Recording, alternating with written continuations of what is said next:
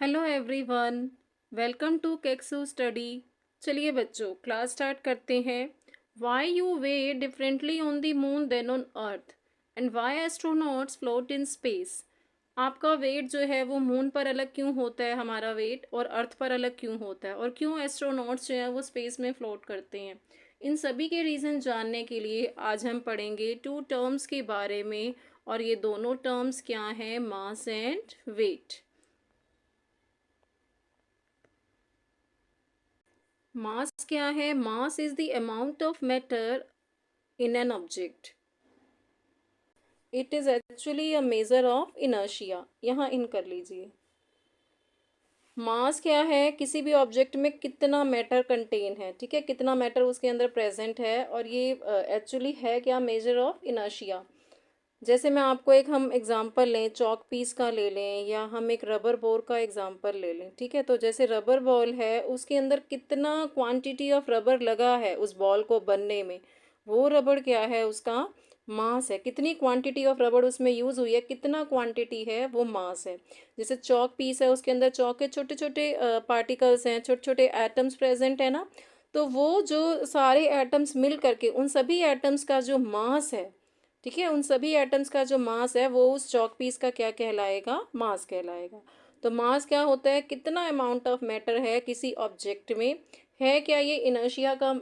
It is actually a measure of inertia. Inertia हम पहले ही पढ़ चुके हैं। इनर्शिया किसे कहते हैं? इनर्शिया क्या है? It is the tendency of an object to change its state of rest और स्टेट ऑफ मोशन। कोई भी ऑब्जेक्ट जो है वो तब तक रेस्ट में रहेगी जब तक आप उस पर कोई एक्सटर्नल फोर्स नहीं लगाओगे। कोई भी ऑब्जेक्ट तब तक मोशन में रहेगी जब तक आप उस पर कोई एक्सटर्नल फोर्स लगाओगे नहीं कि वो रुक जाए, ठीक है। इसी को हम बोलते हैं इनर्शिया। जैसे मैं एग्जांपल के लिए आपको बोलूँ, आप एक फुटबॉल ले लो। फुटबॉल ले लो और एक हैवी सा स्टोन ले लो, ठीक है। एक हमारे पास भारी पत्थर है और एक फुटबॉल है। अगर मैं दोनों पर सेम फोर्स अप्लाई करती हूँ, तो जो फुटबॉल है वो तो बड़ी आसानी से क्या होगी? लुढ़क जाएगी। लेकिन जो पत्थर है वो बड़ी मुश्किल से हिलेगा। ऐसा क्यों होगा? क्योंकि जो स्टोन का जो मास है वो ज़्यादा है, और जिसके कारण उसका इनर्शिया भी क्या होगा? ज़्यादा होगा। तो इसीलिए यहाँ लिखा गया है कि it is actually a measure of inertia. जितना ज़्यादा मास होगा ऑब्जेक्ट का, उसका उतना ही ज़्यादा क्या होगा? इनर्शिया होगा। Heavier the mass, more is the inertia. और मास अगर लेस है तो उसका इनर्शिया भी क्या होगा? लेस होगा।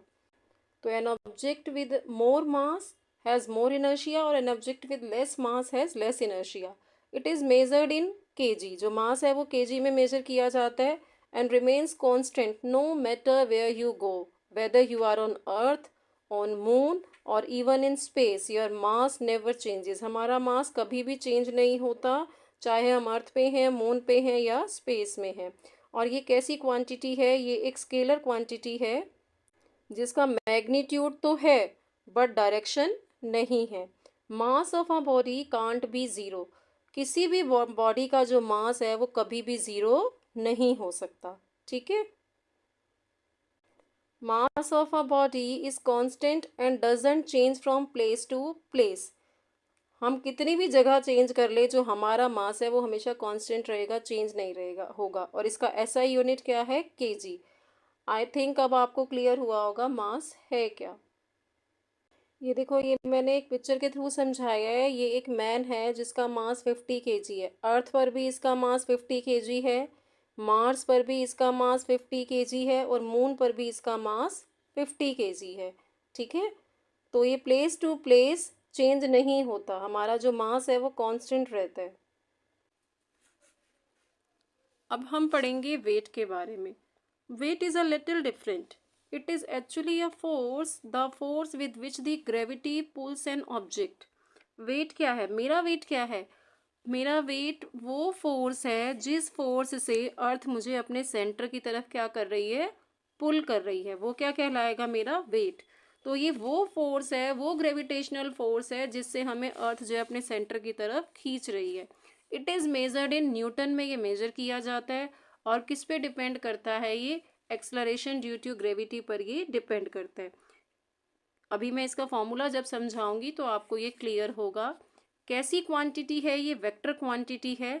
क्योंकि जब भी कोई ऑब्जेक्ट गिरती है वो अर्थ पर नीचे की तरफ गिरती है, वर्टिकली डाउनवर्ड गिरती है। तो जब भी आप वेट का डायरेक्शन बोलोगे, क्या बोलोगे? Vertically downward.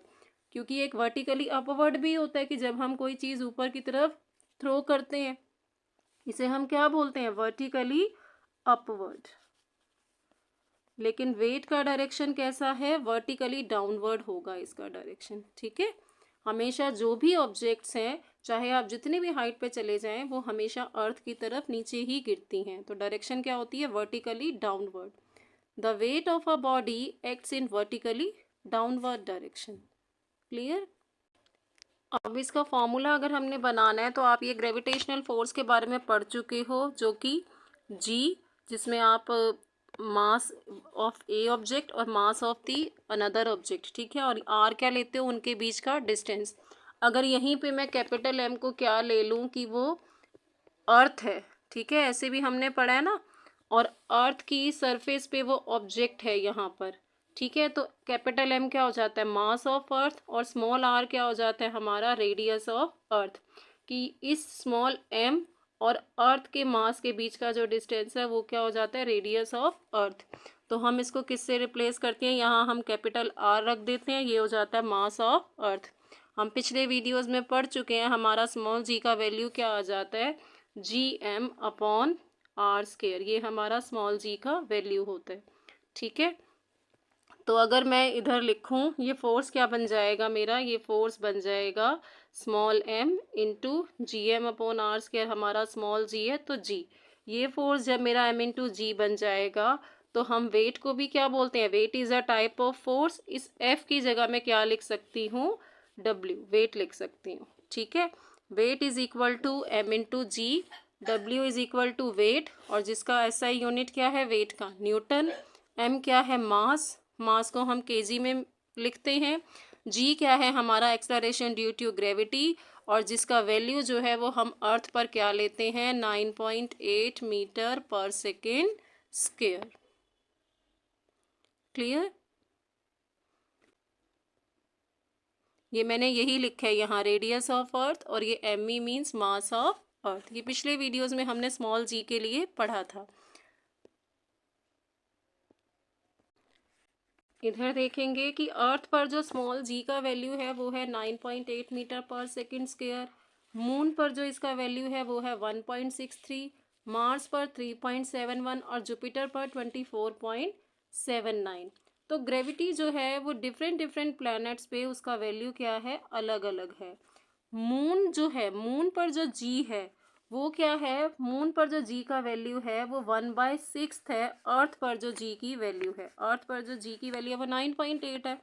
अगर हम उसका 1/6 कर दें तो हमें मून पर जी की वैल्यू मिल जाती है। आप करके देखो, 9.8 अपॉन जी, तो 1.63 मीटर पर सेकेंड स्क्वायर आएगा, ठीक है।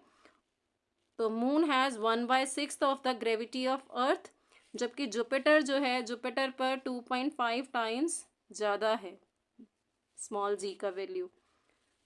तो हमारा वेट चेंज होता रहेगा, वो डिपेंड करता है हम कहाँ पर हैं। जुपिटर पे हमें you would feel very heavy, and on Mars you would feel much lighter. अब जो एस्ट्रोनॉट्स हैं, एस्ट्रोनॉट्स हमने क्वेश्चन पढ़ा था स्टार्टिंग में, क्यों फ्लोट करते हैं स्पेस में? That's because in space there is no gravity, there is no gravity pulling them down, so they feel weightless. वहाँ कोई ग्रेविटी ही नहीं है जो उन्हें नीचे की तरफ खींचे, ठीक है, इसलिए वो कैसा फील करते हैं? वहाँ पर वेटलेस फील करते हैं और इसीलिए फ्लोट करते हैं। But remember one thing, their mass is still the same. उनका मास जो है वो सेम रहेगा, ठीक है। On moon G is equal to 1/6 of earth's gravity. Moon पर जो जी का वैल्यू होगा वो 1/6 होगा जो अर्थ पर जी का वैल्यू होता है। तो मून पर जो किसी ऑब्जेक्ट का वेट है वो भी क्या हो जाएगा? Wait of an object on the moon will be 1/6 of the wait of an object on earth. Moon पर जो ऑब्जेक्ट होगा, किसी भी मून पर जो वेट होगा किसी भी ऑब्जेक्ट का, वो क्या होगा? अर्थ पर जो उस ऑब्जेक्ट का वेट है उसका आप 1/6 करेंगे। जैसे मान लीजिए किसी ऑब्जेक्ट का अर्थ पर वेट 60 है, ठीक है, 60 न्यूटन है अर्थ पर, तो मून पर इसका वेट कितना होगा, इसको 6 से डिवाइड करेंगे, 10 न्यूटन उस ऑब्जेक्ट का जो फोर्स है वो मून पर होगा। क्लियर? इसी पर बेस्ड कुछ न्यूमेरिकल देखते हैं। A person's weight on earth is 735 newton, find his mass. एक पर्सन का आपको वेट दिया हुआ है, जो गिवन है वो पहले लिख लेते हैं। वेट कितना गिवन है, 735 न्यूटन। आपको क्या फाइंड करना है, मास आपको फाइंड करना है। आप जानते हैं वेट का फॉर्मूला क्या है, m/g, ठीक है। और अर्थ पर g का वैल्यू क्या होता है, 9.8 मीटर पर सेकेंड स्क्वायर। तो हम क्या करेंगे, इसी फॉर्मूले से यहाँ से अगर मैं मास का वैल्यू निकालूँ तो क्या हो जाएगा, weight upon g is equal to mass. Weight कितना है, 735, और g का वैल्यू है 9.8, ठीक है। इसको हम सॉल्व कर लेते हैं। 735 अपॉन 9.8, ये पॉइंट हटेगा तो यहाँ 10 जाएगा, 2 के टेबल से काटो, 2 5 ज़ा 10, 2 4 ज़ा 8, 2 9 ज़ा, और ये किस पे गया, 49 1 ज़ा 49, 49 5 ज़ा 15, 5 ज़ा 75 kg जो है ये क्या आ जाएगा, मास आ जाएगा उस पर्सन का। तो मास कितना आ गया हमारे पास, 75 kg। पर्सन कहीं पर भी प्रेजेंट हो, मास तो चेंज नहीं हो सकता ना, इसका मास क्या रहेगा, 75 kg ही रहेगा, ठीक है। तो हमारा आंसर क्या आ गया, 75 kg। नेक्स्ट क्वेश्चन देख लेते हैं हम। हमारा नेक्स्ट क्वेश्चन है, a 50 kg astronaut travels to the moon, what is his weight here. क्या है, आपको एस्ट्रोनॉट का मास कितना है, 50 kg। और क्या गिवन है क्वेश्चन में, जी भी आपको गिवन था कि ग्रेविटी ऑन मून कितनी है, 1.63 मीटर पर सेकेंड स्क्वायर। आपको क्या फाइंड करना है, उसका वेट फाइंड करना है मून पर। तो वेट का फॉर्मूला हम जानते हैं, m/g। मास की वैल्यू पुट करेंगे 50 kg, और जी कितना है 1.63। यहाँ से हम पॉइंट हटाएंगे, 100, 50 1 ज़ा 50, 50 2 ज़ा 100, ये आया 2 8 ज़ा 16, 2 81.5 न्यूटन। ये क्या आ गया, इसका वेट आ गया मून पर, ठीक है। आंसर क्या आ गया, 81.5 newton. The astronauts weight on the moon is 81.5 newton, ठीक है। क्वेश्चन देखते हैं, a person has a mass of 60 kg, find his weight on earth. एक पर्सन का जो मास है 60 kg है, उसका वेट बताओ अर्थ पर कितना होगा। और अर्थ पर जी का वैल्यू आपको गिवन है 9.8 मीटर पर सेकेंड स्क्वायर। तो मुझे वेट फाइंड करना है, मास मुझे गिवन है, मास 60 kg दिया हुआ है, जी का वैल्यू भी दिया हुआ है 9.8 मीटर पर सेकेंड स्क्वायर। मैं वेट कैलकुलेट कर लूँगी, m का वैल्यू 60 और g का वैल्यू 9.8। यहाँ से पॉइंट हटाया 10, इसको मल्टीप्लाई करो, 6 8 ज़ा 48, ये आएगा 588 न्यूटन, ठीक है। ये आंसर आ गया हमारा, the person's weight on earth is 588 newton. Next question है, an object weighs 10 newton when measured on the surface of the earth, what would be its weight when measured on the surface of the moon. एक object है जिसको अर्थ पर जब हम उसका weight measure करते हैं तो वो 10 न्यूटन आता है। पूछ क्या रहा है क्वेश्चन में कि इसका मून पर वेट क्या होगा।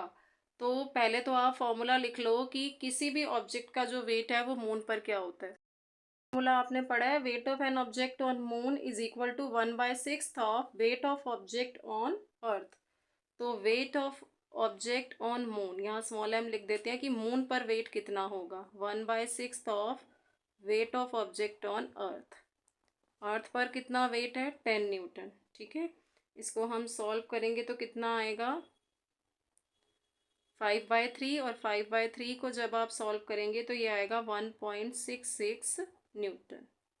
तो मून पर वेट कितना आ गया, 1.66 Newton. The wait of an object on the surface of moon would be 1.66 Newton. अगर मेरा वीडियो अच्छा लगा हो तो लाइक शेयर एंड सब्सक्राइब करें, अपने फ्रेंड्स को शेयर करो। मिलेंगे नेक्स्ट वीडियो में थ्रस्ट और प्रेशर के टॉपिक के साथ, ठीक है।